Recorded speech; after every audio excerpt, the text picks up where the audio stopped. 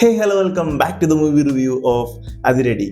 മൂവിനെ കുറിച്ച് പറയുകയാണെങ്കിൽ അത്യാവശ്യം നല്ല കോമഡീസും കുറച്ചൊക്കെ ആക്ഷൻസ് ഒക്കെ ഉള്ള നല്ലൊരു എന്റർടൈനിങ് മൂവിയായിരുന്നു.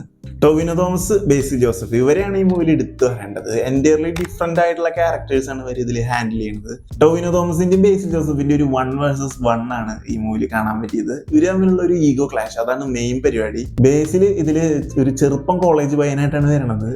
ആ ഒരു മേക്ക് ഓവർ നന്നായിട്ടുണ്ടായിരുന്നു. ആ കോസ്റ്റ്യൂമും ഹെയർ സ്റ്റൈലും ആ ലുക്കൊക്കെ ഫസ്റ്റ് ഇയർ വന്ന് ചേരുമ്പോൾ പല്ലൊക്കെ കെട്ടിയിട്ട് ഒരു ചിരിയൊക്കെ ഉണ്ട്, അതൊക്കെ അടിപൊളിയായിരുന്നു.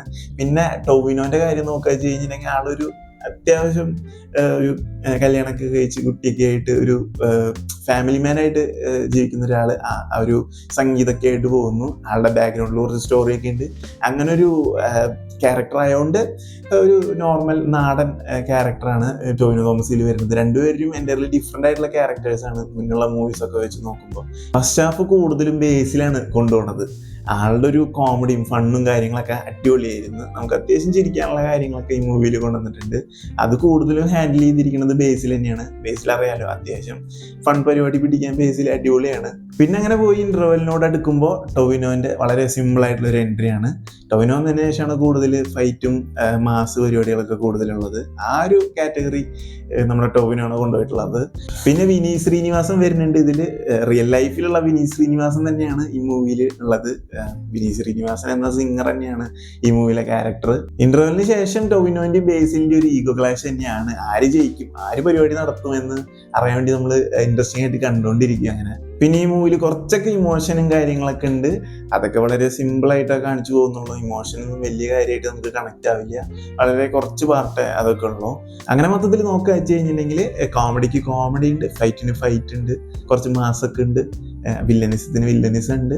അങ്ങനെ മൊത്തത്തിൽ ഒരു ഫാമിലി ഓഡിയൻസിനും യങ് ഓഡിയൻസിനും അങ്ങനെ ഒരു മിക്സ്ഡ് ഓഡിയൻസിന് ഇഷ്ടപ്പെടുന്ന എല്ലാവരെയും എന്റർടൈൻ ചെയ്യിപ്പിക്കുന്ന ഒരു നല്ലൊരു സിമ്പിൾ ആയിട്ടുള്ള എന്റർടൈനർ മൂവി തന്നെയായിരുന്നു ഇത്.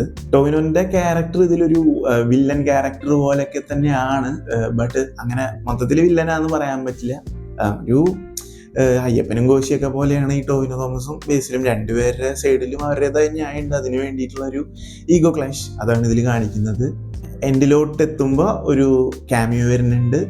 അത്യാവശ്യം ഈ അടുത്ത് ഇറങ്ങിയൊരു ഹിറ്റായ പടത്തിലൊരു നടൻ തന്നെയാണ്. ഒരു സർപ്രൈസ് ക്യാമിയോ പോലെയാണ് വരുന്നത്. അപ്പോൾ അത് നന്നായിരുന്നു. ഒരു ചെറിയ പാർട്ടാണ്, അത് നല്ല പരിപാടിയായിരുന്നു. പിന്നെ ഈ മൂവിയിലെ വിഷ്വൽസ്, മേക്കിംഗ്, സിനിമാറ്റോഗ്രാഫി അതൊക്കെ കിട്ടില്ലായിരുന്നു. എഡിറ്റിംഗ് അടിപൊളിയായിരുന്നു. പെട്ടെന്നുള്ള കട്ട്സൊക്കെ കൊണ്ടുവരുന്നുണ്ട്. അതേപോലെ തന്നെ ബാക്ക്ഗ്രൗണ്ട് മ്യൂസിക്, സ്കോറ് അതൊക്കെ അത്യാവശ്യം നന്നായിരുന്നു. മൊത്തത്തിൽ ഒരു കളർഫുൾ മൂവിയാണ്. അധികം സോങ്സ് ഒന്നുമില്ല ഈ മൂവിയിൽ. പിന്നെ റിയ ഷിബു ചെയ്തിരിക്കുന്ന ക്യാരക്ടർ നന്നായിരുന്നു. സ്റ്റാർട്ടിങ്ങിലൊന്നും അധികം ഇല്ല ഈ ക്യാരക്ടർ. പിന്നീട് ഇന്റർവെല്ലിനോടൊക്കെ ആ ഒരു ടൈമൊക്കെ ആകുമ്പോഴാണ് കൂടുതലും കാണിക്കുന്നത്.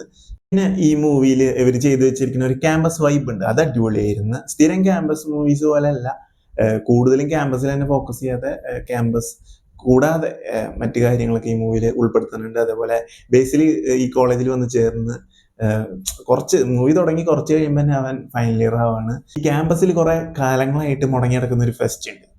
അത് നടത്താൻ വേണ്ടിയിട്ട് ബേസിലിന് ഒരു റീസൺ ഉണ്ട്, സ്ട്രോങ് ആയിട്ടുള്ള റീസൺ. അതിന് വേണ്ടിയിട്ട് ബേസിൽ ഇടുന്ന എഫേർട്ട്, അതിന്റെ പിന്നാലെ കിടന്ന ഓട്ടം, അവസാനം അത് നടത്തോ ഇല്ലയോ, അതിൽ വരുന്ന കുറെ പ്രോബ്ലംസ് അതൊക്കെ ഫേസ് ചെയ്ത് മുന്നോട്ട് പോയി. അങ്ങനെ ബേസിലിന്റെ ഒരു സ്കോറിംഗ് ആണ് എൻഡിലോട്ട് എത്തുമ്പോൾ നമുക്ക് കാണാൻ പറ്റുക.